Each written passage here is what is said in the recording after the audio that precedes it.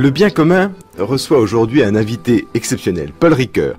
Paul Ricoeur est philosophe, il a publié de nombreux ouvrages et il va publier aux éditions du Seuil au mois de septembre 2000 un livre intitulé « Mémoire, Histoire, Oubli ».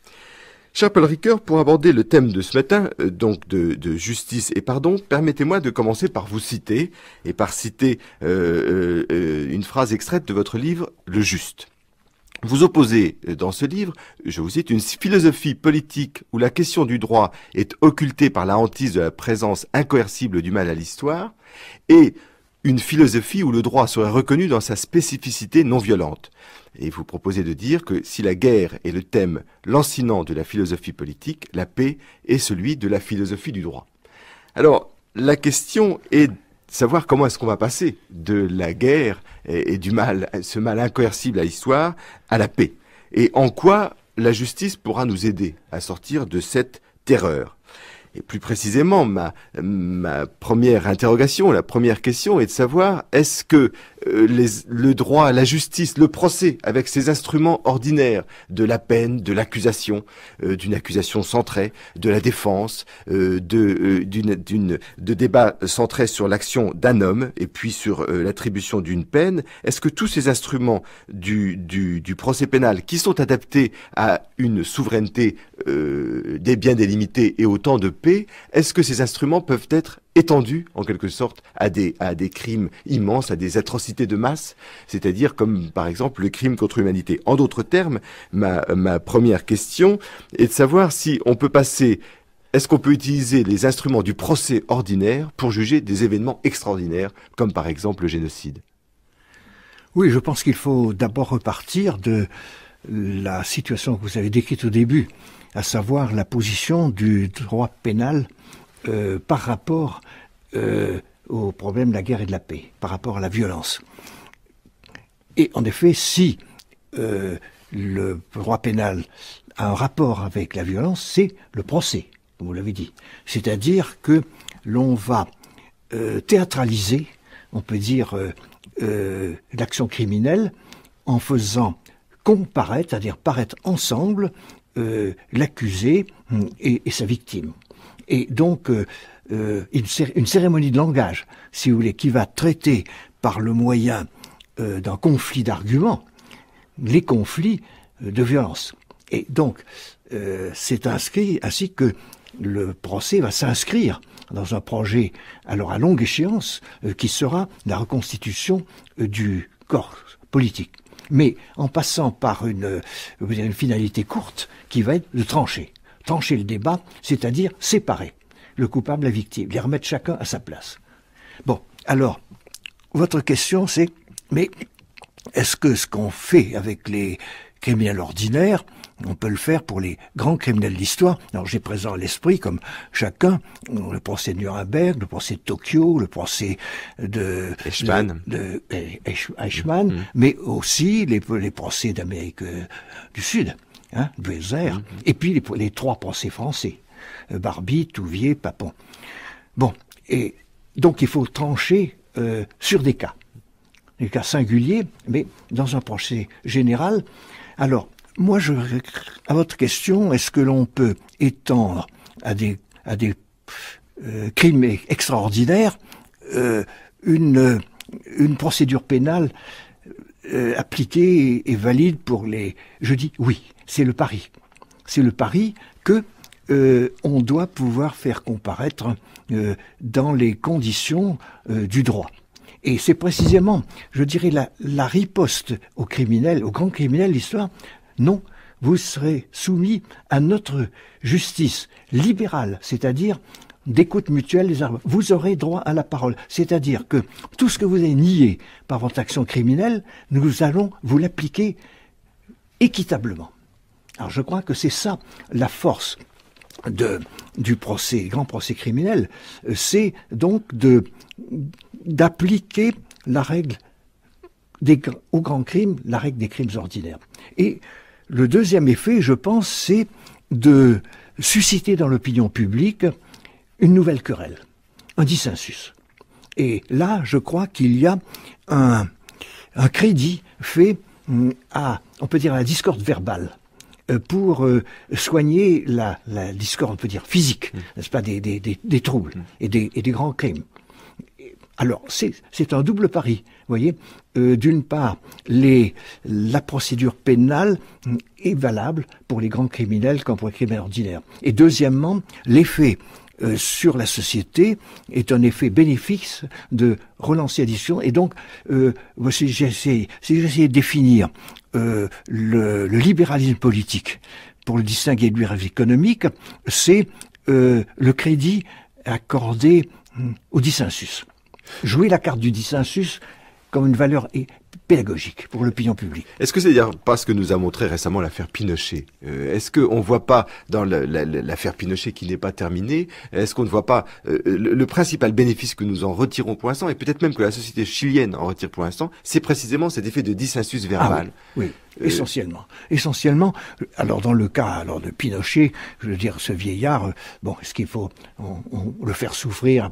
Il y a pas. Alors là, il y a peut-être qu'une mesure dans les souffrances disponibles. Mais c'est de dire qui est le coupable et quel est, et c'est de qualifier les actions comme criminelles et que ce soit dit. Thierry Pêche. Mais alors, s'il s'agit de dire et non de rétribuer, est-ce que cette justice qui s'en prend à des crimes d'État, là en l'occurrence, est-ce que cette justice ne sort pas de sa logique d'équivalence traditionnelle?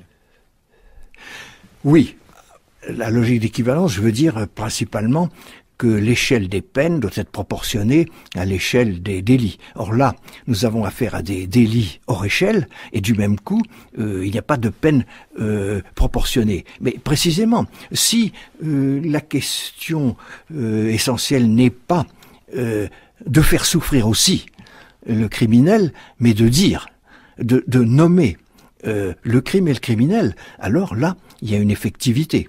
Et l'idée de disproportion ne joue plus. D'ailleurs, la disproportion jouerait pour la pénalité.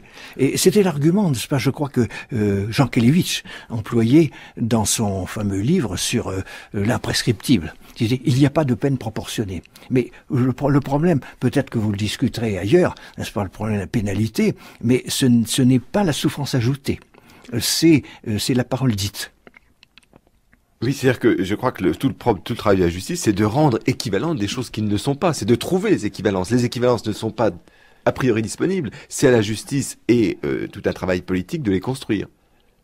Mais alors l'équivalence, mais alors c'est à long terme, c'est-à-dire que dans la société, à long terme, le parti parce que le dissensus est intéressant, c'est que ce n'est pas une querelle d'individus, c'est une querelle de fractions de la société. Ce que Rousseau, n'est-ce pas, un peu dénoncé comme étant une sorte de mal dans une conception indivisible de la souveraineté, pas de fraction du peuple. Hein. Mais justement, le dissensus joue sur des camps constitués. Et c'est bon qu'ils prolongent leur violence de fait, ils la transposent en violence de parole. Mais alors, la violence... C'est la discussion publique. C'est la discussion publique qui ne va pas trop vite au consensus. C'est ça. Et le procès, c'est de prendre le temps du dissensus, c'est de prendre le temps de la discorde. D'ailleurs, on en a vu un exemple encore récemment avec l'affaire Papon chez nous en France, où ce procès qui a été extraordinairement long a été le procès qui a permis de retrouver de nouvelles divisions. Mais c'est bon.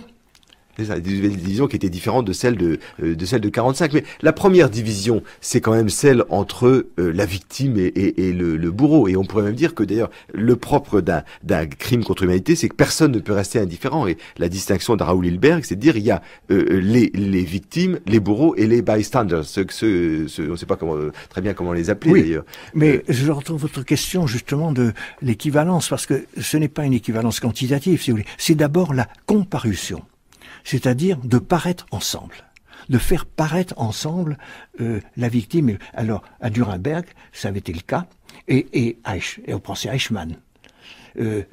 Peut-être moins dans les procès français, mais si, quand même, il y avait les parties civiles, et donc l'idée de comparution, c'est donc de mettre d'une certaine façon sur le même plan, et en donnant une chance d'argumentation. avec tous les périls que l'on a vus, avec la ruse d'un avocat comme Maître Vergès, enfin, de jouer certaines cartes dont on va peut-être parler tout à l'heure, qui sont les cartes d'un historien dans le procès pénal, donc devant des juges. Mais d'abord, n'est-ce pas, il y a cette égalisation dans la parole, et qui est en quelque sorte l'équité. Je vous applique l'équité à vous qui l'avez bafoué. Mais alors, précisément, il y a une nouveauté qui a été l'apparition des victimes. Alors, bien sûr, les victimes ne sont pas nouvelles, mais c'était l'apparition d'une demande nouvelle qui pesait sur la justice, qui est la demande de reconnaissance. Est-ce que cette demande de reconnaissance, elle n'est pas précisément dans la comparution? Est-ce qu'elle n'est pas dans la recherche de la restauration d'un lien qui a été rompu très violemment entre le bourreau et la victime? Oui, mais ça, en même temps, c'est la dissymétrie. C'est-à-dire, par rapport à l'acte de violence, on n'est pas à la même place. Et quand vous avez cité, c'est le titre de Hilberg, je crois, oui. Qu'il y a 3 positions fondamentales par rapport au crime, et la 3e n'est pas la moindre. Mais il y a les perpetrators, comme ils disent, là, et puis les victimes, et puis tous ceux qui y ont assisté, qui étaient là, et avec une participation allant du silence à la complaisance active. Et donc, ce sont des rôles différents qui sont reconnus. Alors, je pense que le mot reconnaissance signifie 2 choses. Je pense qu'il y a d'une part reconnaître la place différente, mais aussi reconnaître l'appartenance mutuelle à l'acte. C'est au même acte que vous avez contribué. Et en ça, vous reconnaissez par, on peut dire, l'échange des positions autant qu'il est possible. C'est le vieux sens, je crois, qui vient de Hegel dans la philosophie de Iéna, où il avait introduit le mot de reconnaissance comme étant la structure fondamentale on peut dire, de l'honneur, la façon d'honorer par le langage le conflit. Et dans la reconnaissance, il y a l'idée que la victime existe aussi. Il y a une sorte de reconnaissance de l'être de la victime qui a été niée par le crime. Oui, avec éventuellement les effets pervers qui est l'abus de la victimisation. Et alors cet abus, je crois qu'il ne commence pas avec les victimes, mais avec leur porte-parole. Et je pense que là, nous sommes aussi dans une culture où tout le monde est le porte-parole d'une violence qui n'a pas subi, qui va se faire justicier. Alors, bon, il y a là peut-être une dérive, mais en face des grands crimes, on ne craint pas la dérive ici. C'est au contraire l'amnésie. Et précisément dans ces rituels de reconnaissance que seraient les grands procès, les victimes demandent de plus en plus la parole directement. Et c'est ça qui est assez nouveau. Finalement, dans le système ancien, elles vivaient en représentation à travers d'autres figures du procès, le procureur qui parlait au nom de la société et qui du même coup absorber d'une certaine manière la souffrance. Est-ce qu'il n'y a pas un risque à ce que, à force que les victimes demandent parole directement dans ce rituel de reconnaissance, le mal qu'elles viennent dire soit réputé irreprésentable, indélégable, si j'ose dire, à quiconque? Oui, mais de toute manière, au procès, les victimes ont la parole d'abord quand on la leur donne. Je veux dire qu'il y a un rituel du partage de la parole. Et deuxièmement, elles sont représentées. C'est ce qu'on appelle les parties civiles. Alors, je veux dire, certes, on peut entendre les pleurs et les cris, mais le procès consiste véritablement dans le passage à la parole, et des pleurs et des cris. C'est quand même une confrontation de paroles et d'arguments. Donc il faut pas dire, il y a quand même une prise de distance, y compris le fait de comparaître pour la victime est aussi une répétition théâtralisée en quelque sorte de sa propre souffrance et qui donc commence à la mettre, on peut dire, à distance de parole. Est-ce que tout ça fonctionne lorsque les victimes nous disent, ce qu'elles disent souvent, ma souffrance est indicible? Ma souffrance, je ne peux pas la partager, je ne peux pas vous la faire partager, je ne peux pas même vous donner les moyens de vous la représenter. Elle est tellement mienne qu'elle ne passe pas en parole. Mais il faut l'admettre que la pénalité, mais on va peut-être y revenir tout à l'heure avec le pardon, etc., n'appure pas les comptes, il reste de l'inextricable, il reste de l'indicible, et je dirais qu'il y a de la perte. Tout ne paraît pas, ne comparaît pas. Ce n'est que, justement, je dirais pas l'écume des mots, mais précisément ce qui peut apparaître dans des mots et des arguments.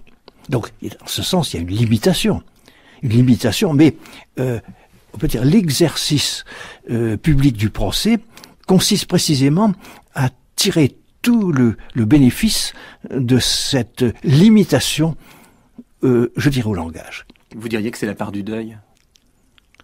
Oui, mais ce n'est pas la tâche du juge. C'est c'est les suites qui vont être données par tous les partenaires. Qu'est-ce qu'ils vont faire, eux, de la sentence? Et le travail du deuil, personne ne le fera à la place de la victime. En ce sens, le procès n'est qu'une tranche, on peut dire, d'action verbalisée, mais dans un grand procès avec soi-même et avec les autres, avec la loi, qui n'est pas épuisé par l'événement du procès. Alors vous parliez d'un événement, un procès comme un événement avec soi, avec les autres, avec la loi.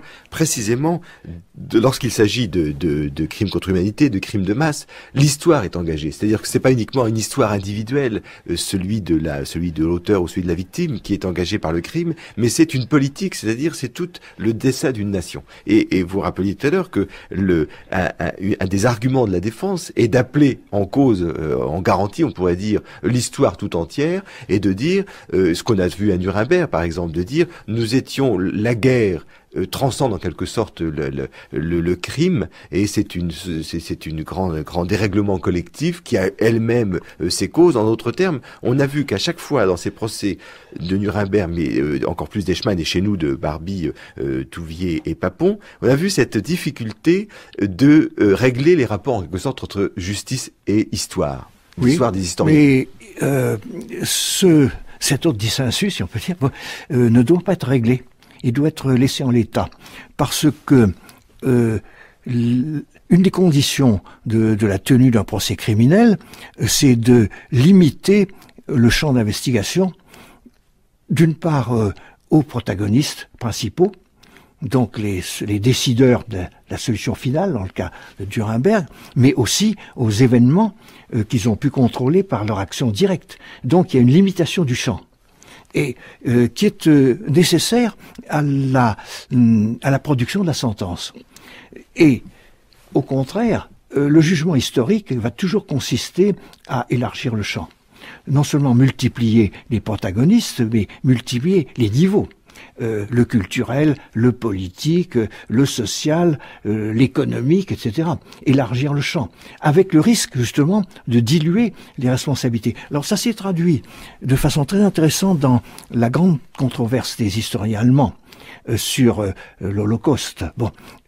Entre deux camps, les intentionnalistes qui ont mis l'accent sur les décideurs, et la formulation même de la solution finale, ce qu'on appelle la solution finale. Et d'autre part, les fonctionnalistes qui ont cherché comment ça s'insérait dans les... Alors, comment ça joue sur le procès? C'est qu'il y a toute une tranche d'histoire, une tranche narrative, si vous voulez, et le problème, c'est que justement, on coupe les ailes à l'historien. C'est pour ça que vous avez vu dans le procès Papon la réticence des historiens à participer parce que, non seulement parce qu'ils ne sont pas assermentés, ce qui est important comme témoin, alors que les médecins le sont, mais aussi parce que ils vont toujours être accusés d'introduire de la disculpation par l'explication. C'est ce qui est arrivé dans la querelle des Allemands avec Ernest Nolte, en disant mais il faut mettre en relation le crime nazi avec le crime bolchevique, qui était un crime asiatique, disait-il. Et donc dès qu'on entre dans la comparaison, on entre dans la causalité mutuelle et on dilue. Et donc comment ne pas disculper en expliquant? Mais ça c'est justement propre à la question historique, et ce n'est pas propre au procès pénal.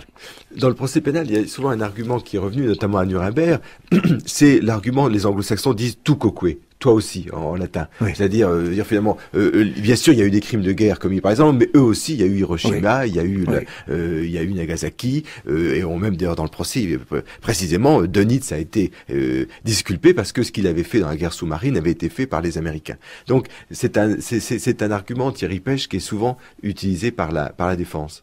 Oui, non, puis autre chose, c'est vrai que l'historien explique, mais il n'a jamais fini d'expliquer. Et on pourrait dire que le récit historique est infini, d'une certaine manière. Absolument, il est interminable. Alors que le récit judiciaire, lui... La règle du procès pénal, c'est de juger en temps limité et d'aboutir à un système binaire de choix. Disculpé ou condamné. Peut-être non lieu avant, mais s'il y a lieu de juger, si le tribunal est compétent, il doit trancher. Il a l'obligation de trancher. Et donc, il y a même une prétention du jugement pénal, c'est d'être définitif, définitif. Même si un appel, il y aura un moment donné, sera définitif. Il n'y a pas, je crois que c'est vous qui avez dit quelquefois, l'appel c'est un second coup, il n'y a pas de troisième coup. Mais le jugement historique est sans fin. C'est pourquoi il est révisionniste, en sens, mais pas négationniste, il est révisionniste.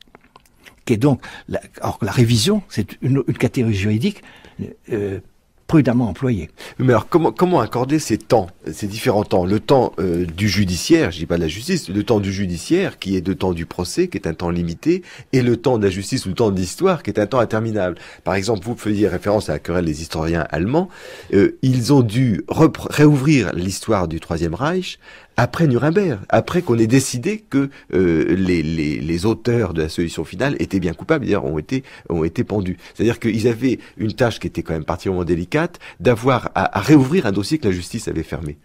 Oui, mais c'est une tâche dont ils sont acquittés d'une façon remarquable. Moi, j'ai une grande admiration pour tous les participants de cette querelle, de cette controverse, y compris Nolte. Parce qu'il y a un exercice de vérité, de véracité, mais sans jamais entamer la condamnation morale. Et donc c'était difficile pour des historiens d'expliquer sans absoudre.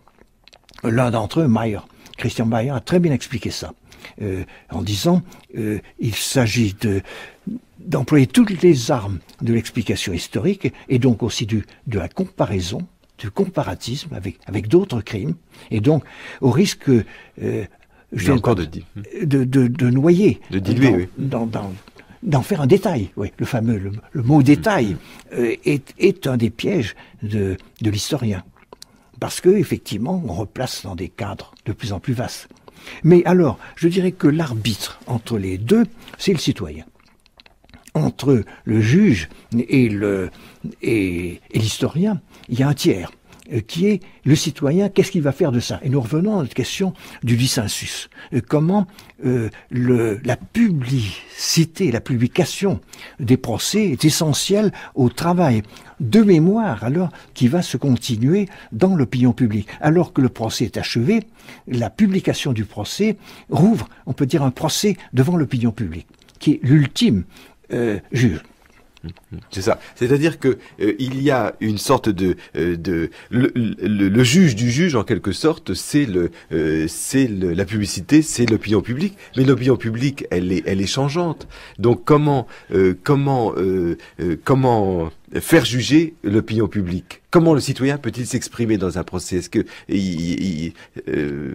comment trouver des moyens pour faire parler ce grand acteur collectif?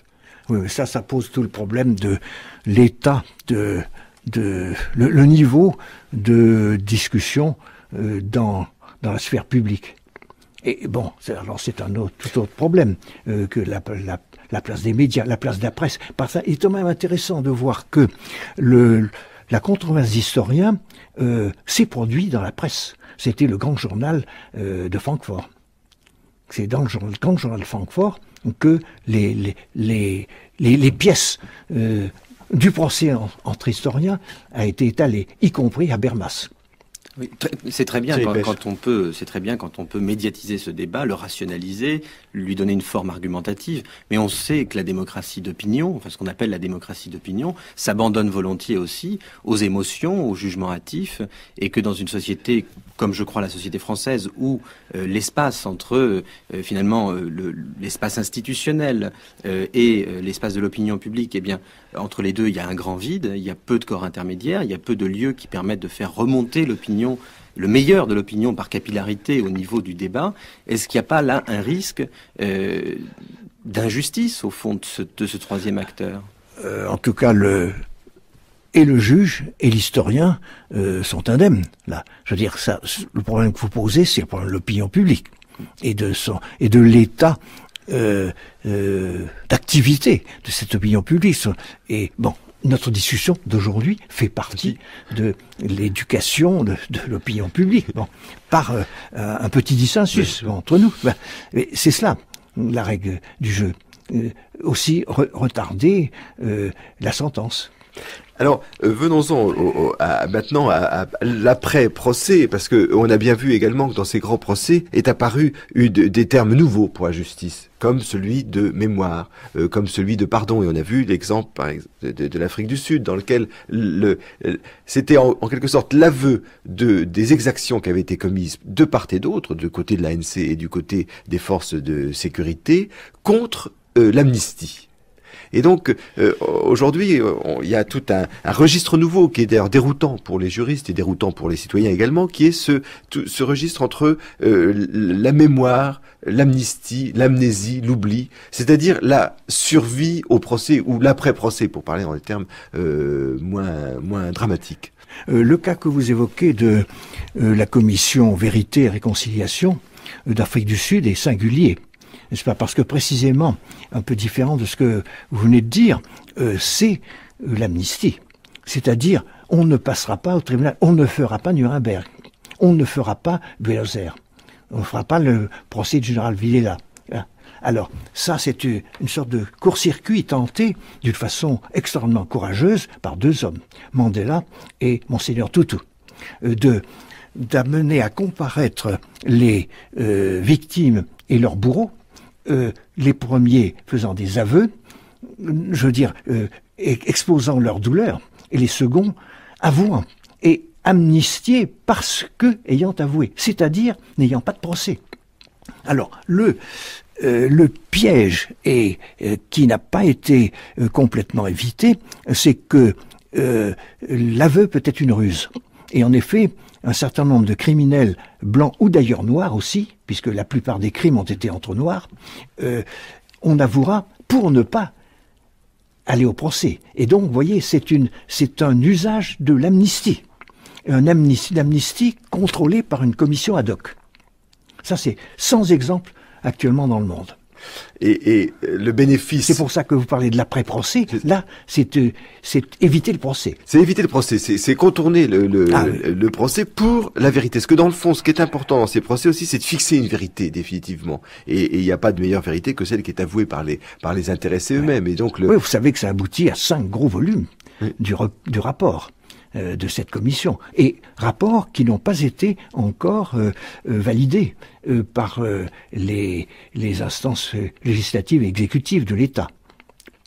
Le troisième terme, c'est les commissions justice, vérité, réconciliation. Donc il y a la perspective de la réconciliation nationale derrière, et qui est une réconciliation qui ne passe pas par l'oubli, mais qui passe par la vérité assumée. Qui ne passe ni par l'oubli, ni par le procès.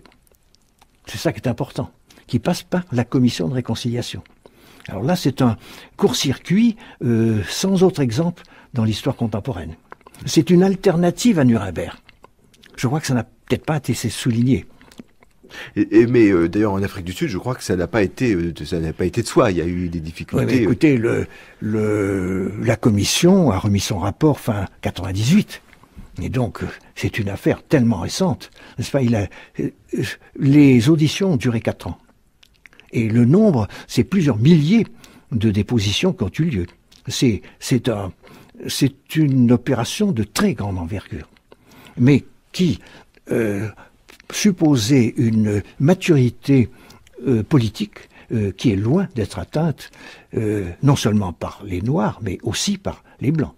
Car il y a eu, parmi les Blancs, quelques-uns qui ont fait des aveux, mais je peux dire utilitaires, c'est pour ne pas être traînés devant les tribunaux, et d'autres qui ont alors refusé de s'abaisser par dignité personnelle. Notamment et ils sont peut-être plus respectables que ceux qui ont avoué pour ne pas être accusés devant un tribunal.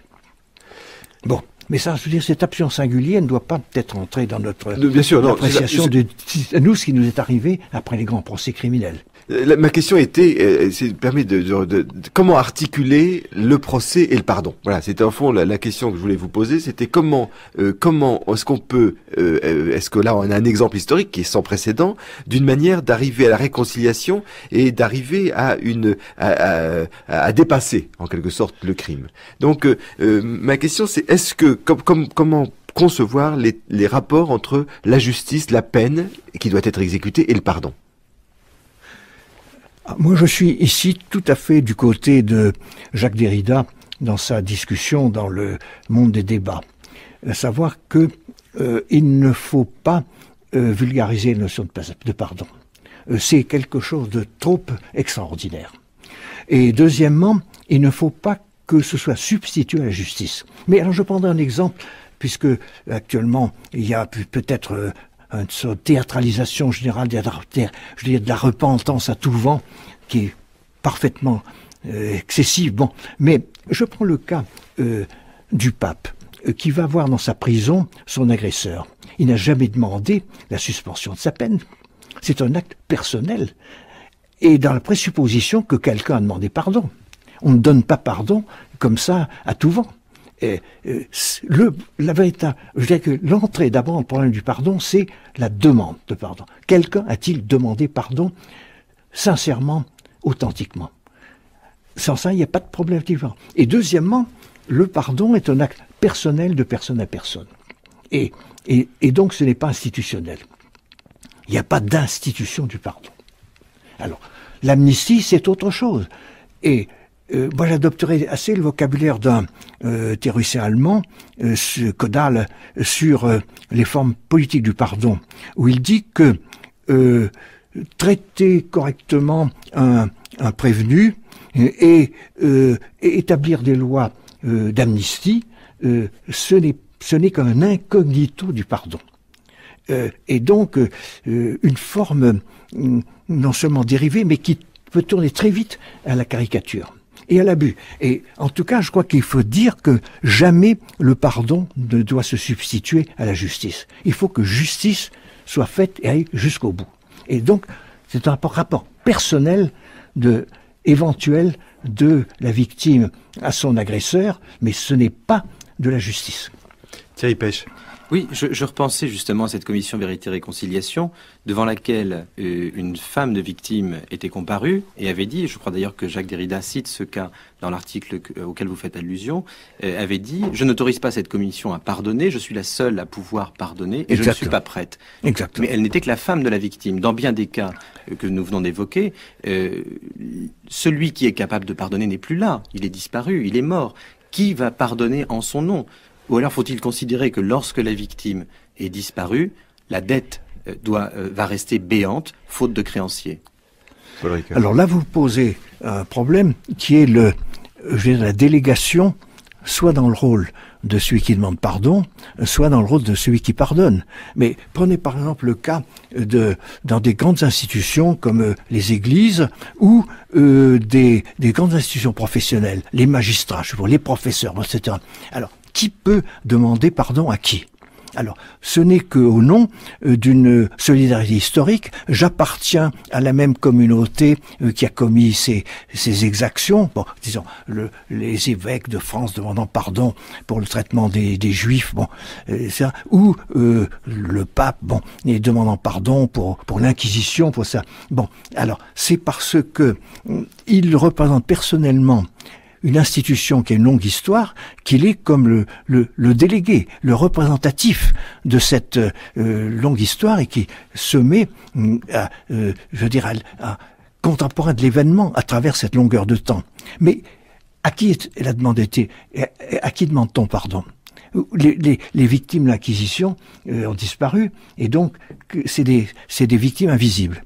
Alors, y a-t-il une délégation de la victime, donc on retombe sur la victimisation, comme il y a une délégation de la culpabilité? Moi, j'ai des grands doutes. On sait, c'est pour ça que j'employais l'expression, proche d'ailleurs de celle de Derrida, un peu une théâtralisation de la repentance et le pardon à tout vent. Et moi, je résiste beaucoup à cette espèce de dissipation de la force du pardon, de son anti-violence, qui est un cas vraiment extrême et moi, je dirais du face-à-face. Je voudrais revenir, Paul Ricoeur, à ce que vous avez dit en commençant. Le pardon commence par la demande de pardon. Oui. Ce que disait également Yankelevitch, je crois. La difficulté qui se présente alors, c'est plus qui pardonne, mais à qui on pardonne. Je crois que Jacques Derrida soulève cette difficulté lorsqu'il dit, finalement, celui qui demande pardon fait un geste d'auto-accusation, il se reconnaît comme le coupable, et donc il n'est plus exactement le coupable, il est déjà celui qui est dans l'amendement. Et d'une certaine manière, le pardon n'a de sens que s'il s'exerce à destination du coupable, et non pas de celui qui est déjà quelqu'un d'autre que le coupable. Oui, là, moi je discuterai dans cet argument-là, de dire si je pardonne à quelqu'un, j'en fais un autre que celui qui a commis l'acte. Mais je pense que c'est précisément le cas, que l'acte de pardon consiste à, dissocier les capacités du coupable de l'effectuation qu'il a faite de cette capacité. Je veux dire, en pardonnant, je dis à quelqu'un, tu vaux mieux que tes actes. C'est-à-dire, il y a des ressources en toi qui n'ont pas été épuisés par ton acte mauvais. Alors c'est par là que c'est très difficile et tellement singulier de pouvoir être en face de quelqu'un d'autre. Je me place dans la situation non pas de celui qui demande pardon, mais celui qui donne le pardon. C'est d'accorder à un autre, effectivement, d'être autre que celui qui a commis le crime. C'est-à-dire d'être le même, mais en capacité, mais autre que l'effectuation dans son acte. Vous diriez donc, Paul Ricoeur, que je pardonne quelque chose et non pas quelqu'un? Non, on pardonne quelqu'un, mais on pardonne quelqu'un, puisque on lui dit, toi, tu n'es pas identique par épuisement à ce que tu as fait. Tu vaux mieux que ça. Alors, c'est par là, n'est-ce pas, que le pardon peut s'insérer dans un procès de réhabilitation, je veux dire, une histoire de la peine, à savoir que si la peine, a un sens, c'est qu'elle restitue précisément, d'ailleurs comme on dit juridiquement, ses capacités. Restitue les capacités de l'accusé. Ce qu'on appelle purger sa peine, c'est justement par les souffrances privatives de liberté, qui sont celles de nos punitions, c'est qu'il se reconstitue un sujet alors vraiment distinct de son acte, et qui pourra se réinvestir dans un autre type d'acte que ceux dont il a. Alors, je pense que la peine aurait un sens, peut-être que vous discuterez ça autrement, et ailleurs, si on peut faire mémoire de son acte en reconstituant le schéma par lequel on s'est investi dans un acte et comment s'en désinvestit.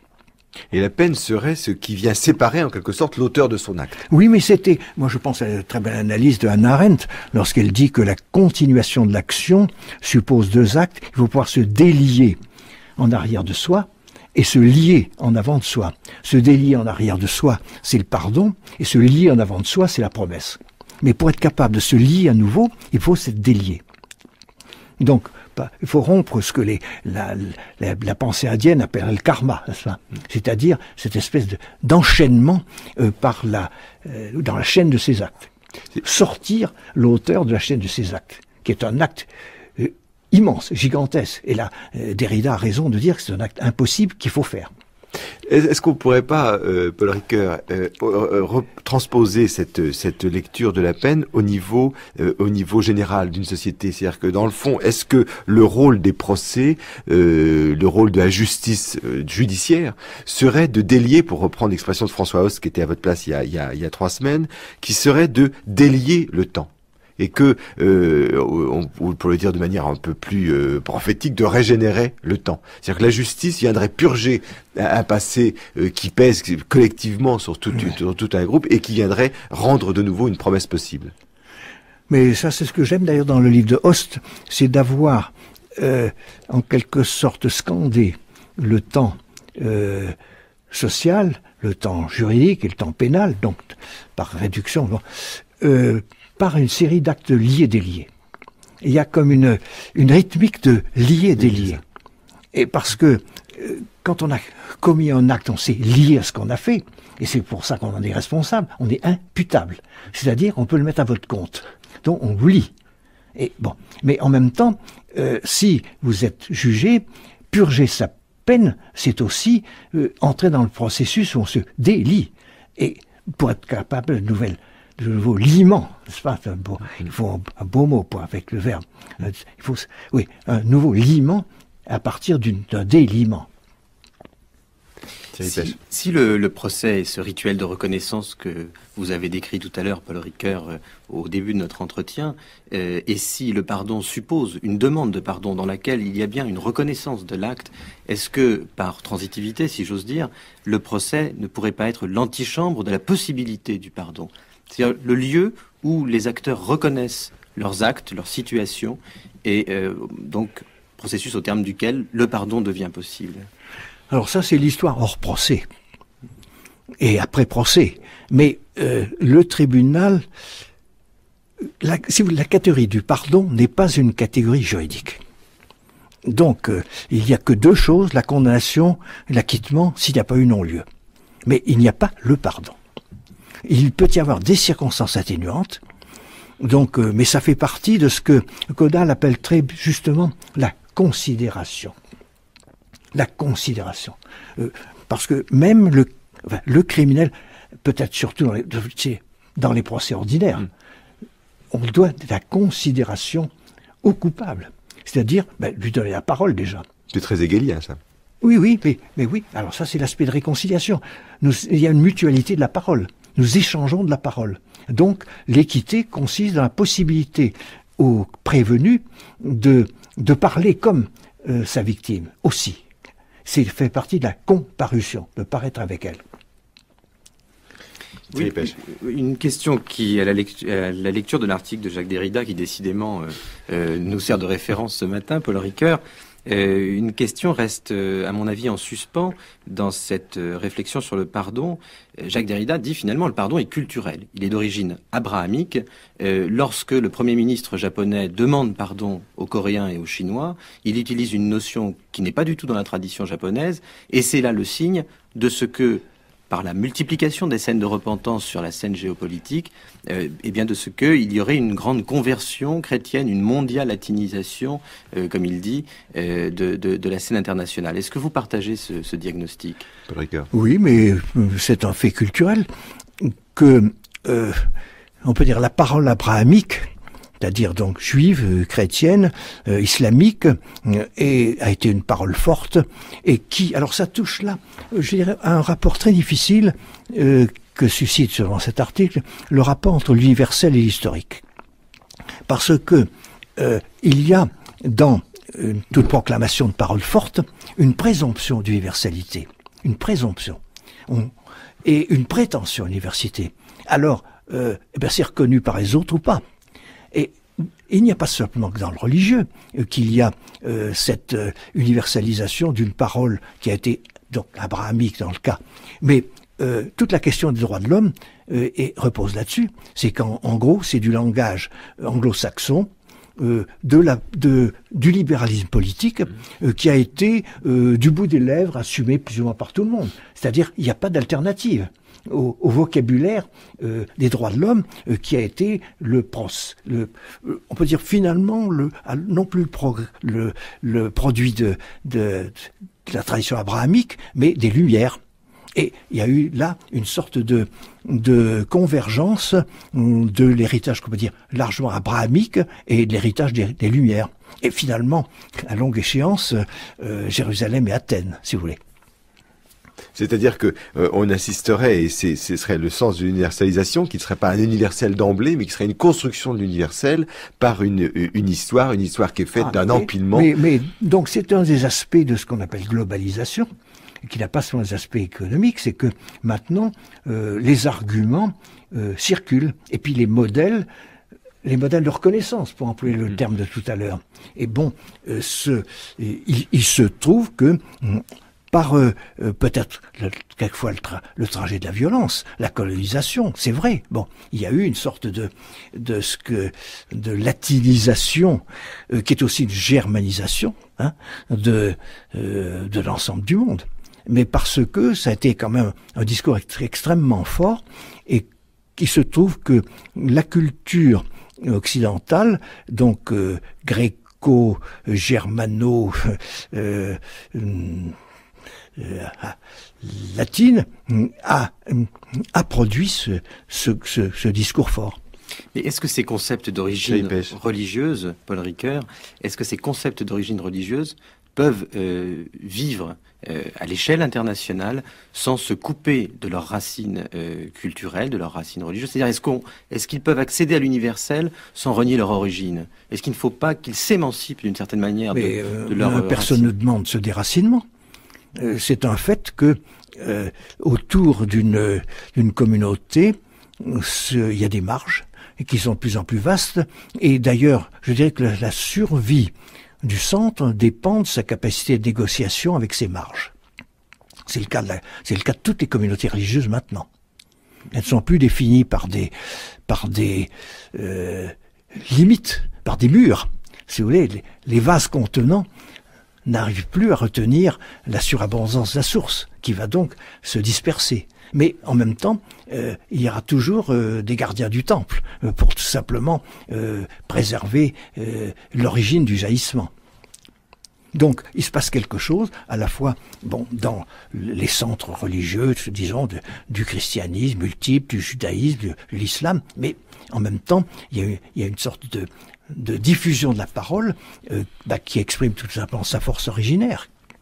Oui, mais qui n'est parfois plus visible. C'est un peu la question que je vous posais. C'est-à-dire, on a le sentiment que des notions comme le pardon, qui sont partagées par des cultures extrêmement différentes aujourd'hui, sont des notions qui viendraient d'une théologie sans église, d'une théologie qui n'aurait plus d'identité institutionnelle fixe. Mais je vois pas l'alternative. Je n'arrive même pas à voir où il y a un problème là. C'est un fait que une parole a des centres de diffusion et a des confins. Alors, ce qui se passe aux confins n'annule pas la responsabilité du centre de maintenir la vivacité de sa propre parole. Et ça, ces communautés-là sont responsables de la vivacité de leur parole, tout simplement. Sans pousser trop les comparaisons, finalement. Je veux dire, on ne voit pas pourquoi on accuserait le centre de ce qui se passe sur les bords. On assisterait la globalisation, la mondialisation, ne serait pas une latinisation, mais serait plutôt là aussi l'entrechoc. On ne peut pas parler de comparution, mais ce serait le dialogue, et on retrouve notre idée de dissensus, finalement. Ce qui ferait la mondialisation, c'est le dissensus. Mais d'ailleurs, le dissensus est loin d'être aboli entre, disons déjà, le judaïsme, les judaïsmes, parce qu'il faut aussi le mettre au pluriel, et pas seulement les christianismes, et peut-être les islams aussi, je ne sais pas. À Bornéo, je sais pas, à Sumatra, c'est pas la même chose qu'au Maroc. Bon. Et donc finalement, le modèle du dissensus dont nous parlions au début, qui est le fond, comme vous le rappeliez, du modèle libéral, du libéralisme politique, serait le modèle que nous pouvons, la manière dont nous pouvons concevoir la mondialisation. De mettre en relation la diffusion du noyau abrahamique avec, d'autre part, la diffusion des modèles de politique libérale, sont deux phénomènes parallèles et qui sont distincts de leur lieu, que j'étais. Les Lumières, c'est pas la même chose que Jérusalem. Bon, mais ça se recroise. Et une grande partie de notre vocabulaire politique, sociale, juridique est issue de ce croisement, qui me paraît d'être d'une grande fécondité, mais sans que soient confondues les origines de discours. Les sources vives et les applications. Paul Ricoeur, merci. Cette émission a été réalisée par Patrick Molinier, prise de son Bruno Gagnère.